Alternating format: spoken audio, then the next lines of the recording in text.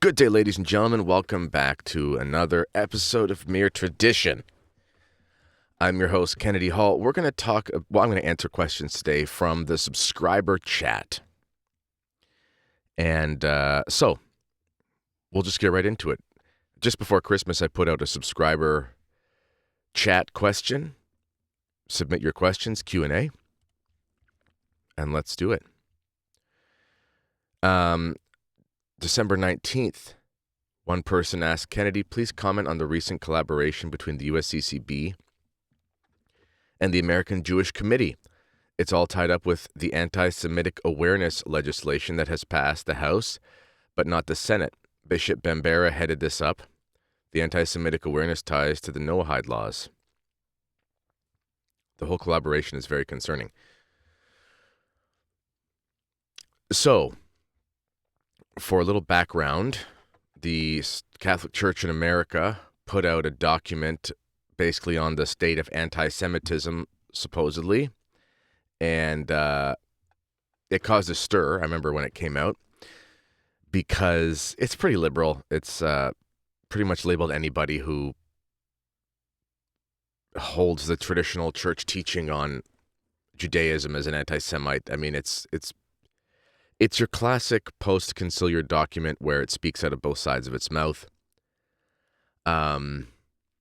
It did list certain content creators like Nick Fuentes and so forth, who I never listened to. I just know who he is because, stuff is circulated. It kind of went after the Groyper movement,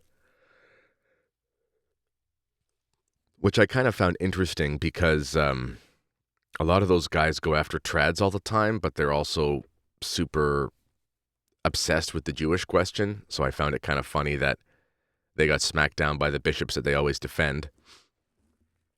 Anyway, neither here nor there. What are the Noahide laws? Well, the Noahide laws are ultimately a two-tier system. The basics of it is that the Jews are the chosen people and the rest of the world are not. So how do you go to heaven if you're not part of the chosen people? Well, basically you follow the laws of Noah, the Noahide laws, basically. There's more to it than that, but that's the basics of it. I can pull up an article quickly, though, that discusses it a little bit. So here's an article from LifeSite News on the topic. I remember it from a while back. It is well known that as a whole, the Jewish religion does not actively seek converts. One reason for this is that in that paradigm, it is not necessary to be an adherent of Judaism in order to have a portion in the world to come. The Jewish religion and its laws are considered to be for the Jewish people themselves. The Torah was given by God to Moses so that they could be a light to the nations. One aspect of this, some believe, is that they have been commanded to teach the rest of the world how to follow the 7 laws of Noah, Noahide laws. These laws appear in the Talmud. Here they are as given by Maimonides. Maimonides is one of the most famous scholars. In fact, Ben Shapiro loves to talk about Maimonides. The 6 precepts were commanded to Adam: the prohibition against worship of false gods, the prohibition against cursing God, the prohibition against murder, the prohibition against incest and adultery, the prohibition against theft, the command to establish laws and courts of justice. The prohibition against eating flesh from a living animal was added for Noah, as Genesis 9:4 states, "Nevertheless, you may not eat flesh with its life, which is its blood." Thus there are 7 mitzvot. It is not improper to speak of a Noahide religion, and to note that it is quite simple. It is comprised of these laws and the belief in one single God. This is why the respected Rabbi Elijah Ben-Amozeg could say, "The concern is for Gentile observance of the ancient religion of Noah, the only religion which is incumbent on all who are not Israelites." And one popular site explains God gave the first 6 commandments to Adam and Eve. Heva, Eve. These were repeated to Noah after the flood. And the seventh was added. And God established the covenant of the rainbow with Noah and of all the world's creatures. At Mount Sinai, God taught the Torah's precepts through Moses, including God's directive for all Gentiles to observe the 7 Noahide laws. A Gentile merits to receive a place in the eternal future world to come in the Messianic era through careful and pious observance of these universal commandments. And that is taken from Ash Noah website, 7 Noahide Laws Introduction. So Noahide laws are the laws of the Messianic era. Maimonides teaches that in the supposedly Messianic era, the Gentiles will all return to the true faith, namely that faith of which Judaism and the Noahide religion are the respective expressions. He also writes of this supposedly Messianic era, in which the Moshiach, the Messiah, will exercise influence over the whole world. The occupation of the entire world will be solely to know God. Therefore, the Jews will be great sages and know the hidden matters, grasping the knowledge of their Creator according to the full extent of human potential. As Isaiah 11:9 states, the world will be filled with the knowledge of God as the waters cover the ocean bed. You can tell here the Gnosticism,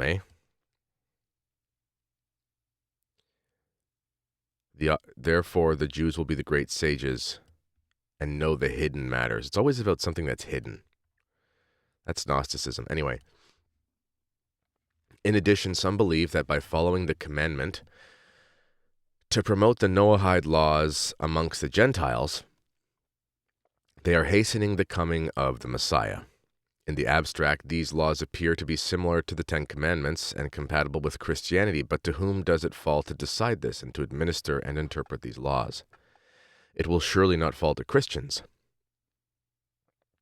It also seems less likely that it will fall to the Noahides themselves, but instead to those deemed to be the light to the Gentiles.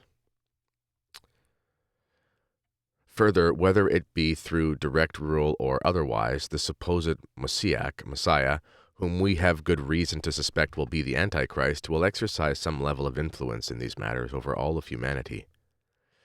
The Noahide religion considers Christianity to be idolatry.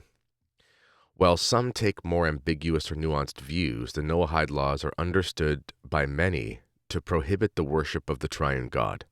Some argue that they are hostile toward Catholicism, since some wordings forbid idolatry, of which the Church is supposedly guilty, both in the adoration of Christ and the veneration of the saints.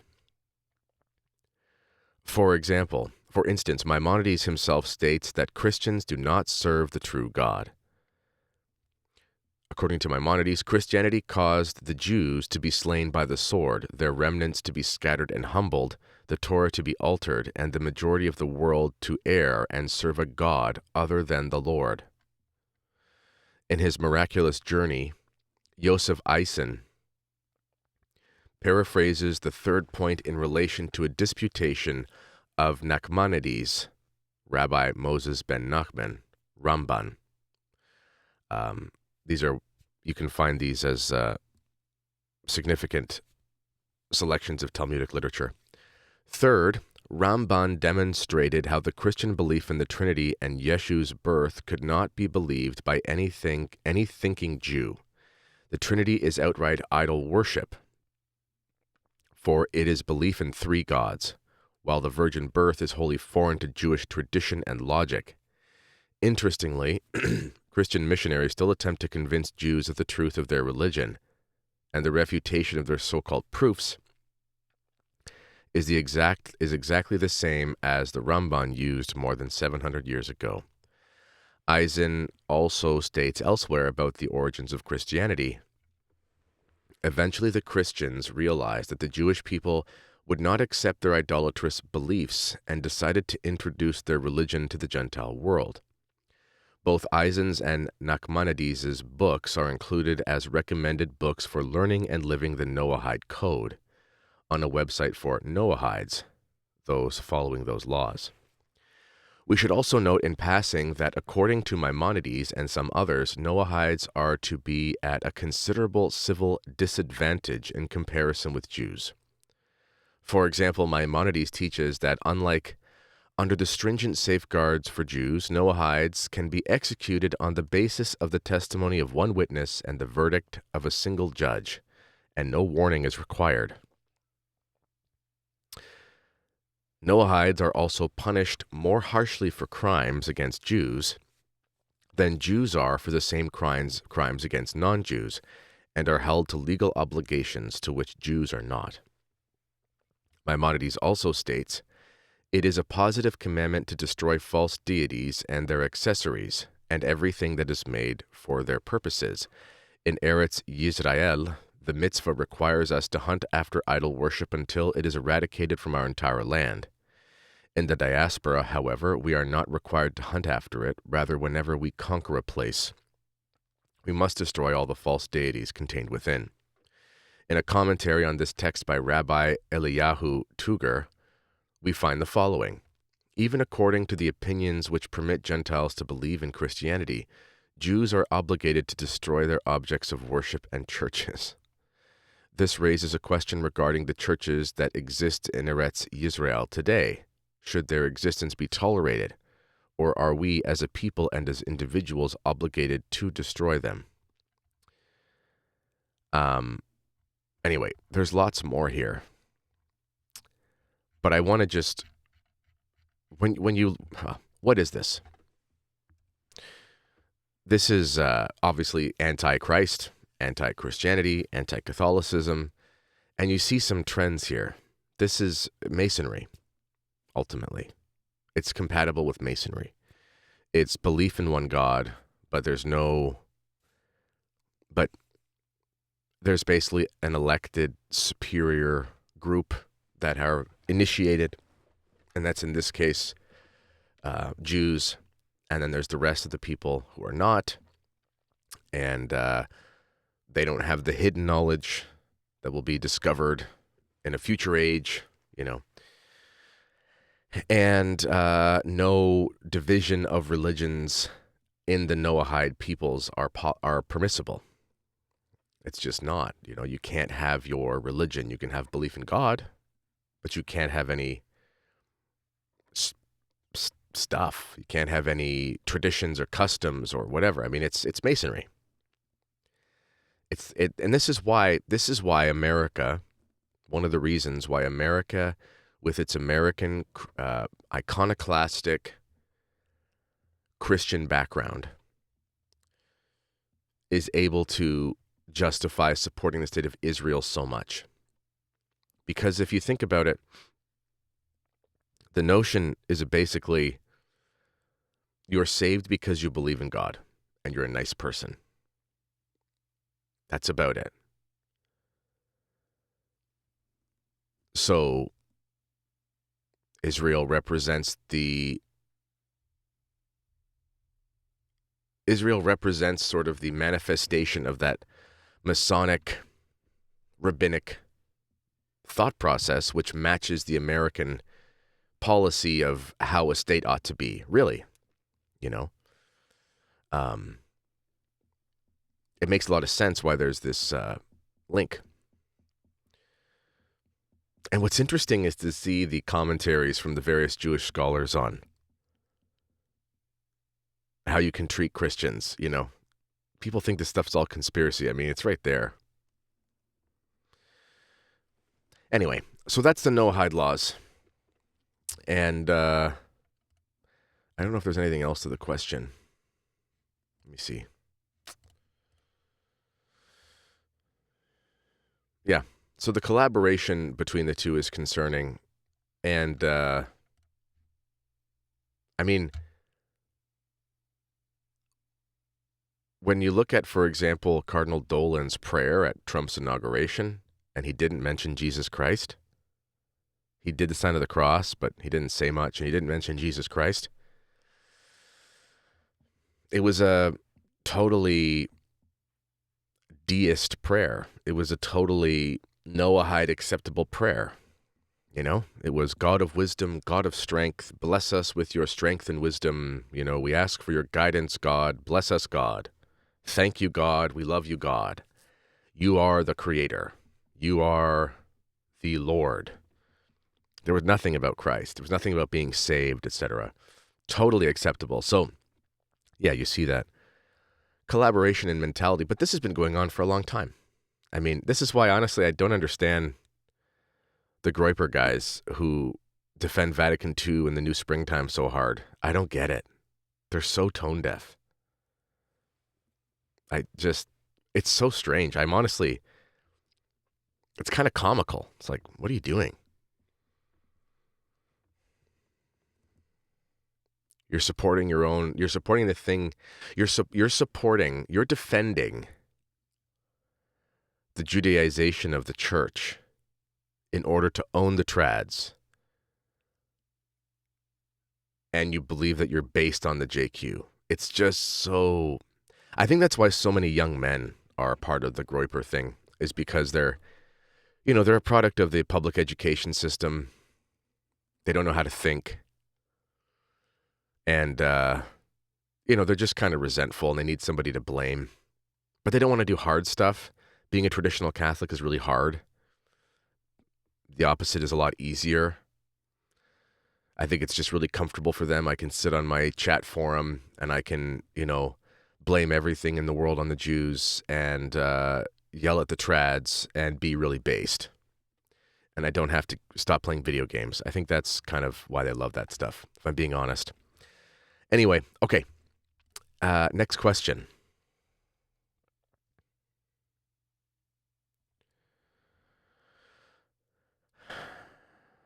Oh, by the way, let me do one more question, and I'm going to go behind I'm going to go behind a paywall. So, I recently asked a hypothetical about my stance on not participating in the Novus Ordo. I'm sure you can imagine that the conversation went well. This prompted a question in my mind about the actions the faithful would need to take in the event no sacraments were available. If there are no priests, what is the course of action for the sacraments? If the priest travels through, say 4 times a year, how long do you wait for a priest to come to baptize your child before taking action yourself? Oh, okay. What items should the faithful have on hand for the Mass to be said in their homes? Well, I mean, this is, I guess, a hypothetical about what do you do if there's no priests around? So either some sort of apocalyptic thing or some sort of mission territory thing, which is possible. You know what? I don't know how long you should wait. I know that the church has traditionally said that we need to get our children baptized pretty quickly, usually within a week or two. In fact, in the past, they would have the babies baptized like the day after or the day they were born.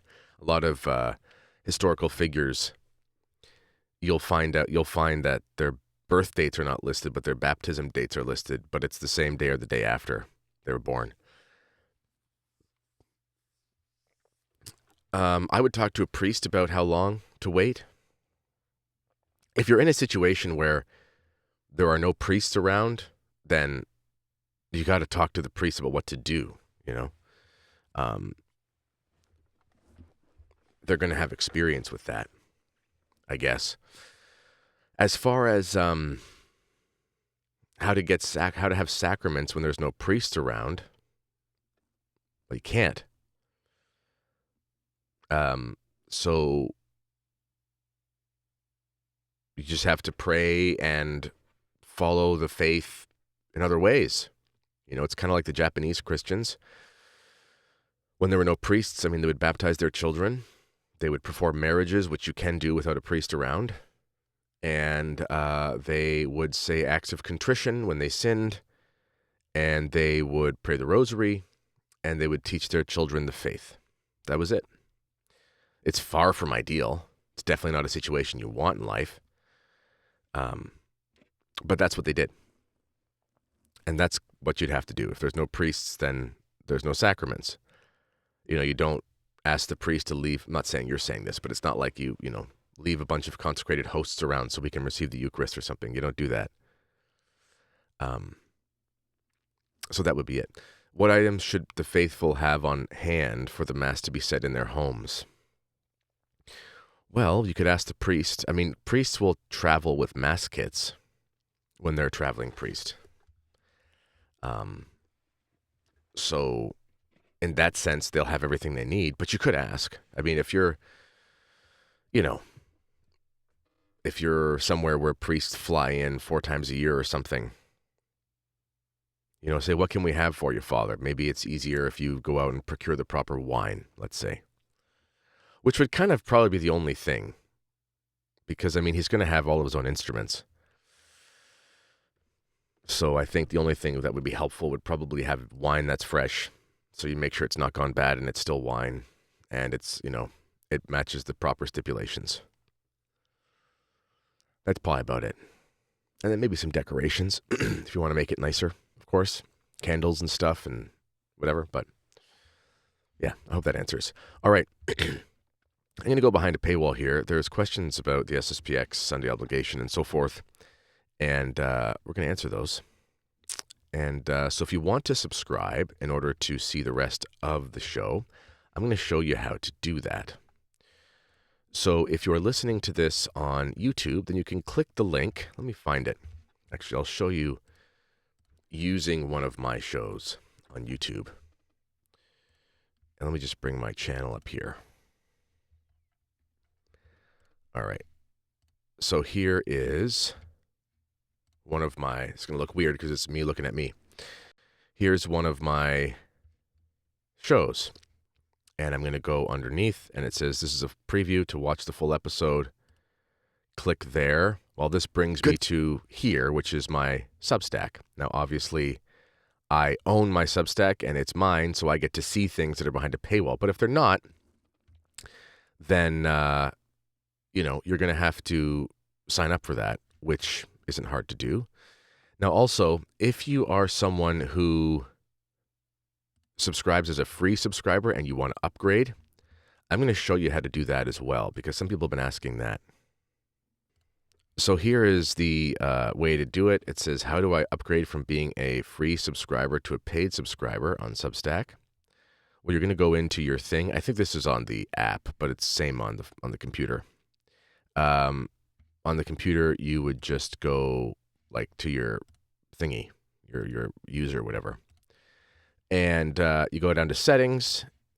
You'll see the subscriptions that you are subscribed to in a free way or just in general. And then you click on whichever one and then you want to upgrade. That's how you do it. And you can pick whatever membership. I only have one membership, or it's monthly, annual, or founding. But yeah. So that's how you do it. And that's how you see the whole thing. So I hope that's helpful. If you don't know what Substack is, then you're going to have to make an account, which you can do pretty easily, actually. If you just go to, substack.com. I'll show you that. Substack.com. I'm already logged in, of course, but if you're not, it's just like signing up for any social media or whatever. And, you're going to have to make an account. You don't have to share anything. You don't have to be active. It's just like having an account to be able to access stuff. Alrighty. And that's all I got for you. All right. I'll see you on the other side, my friends. Thank you to all those who support the show. If you do sign up, you can ask questions that will be answered if you're into that sort of thing. All right. Talk to you soon. See you on the other side, my trusty paid subscribers.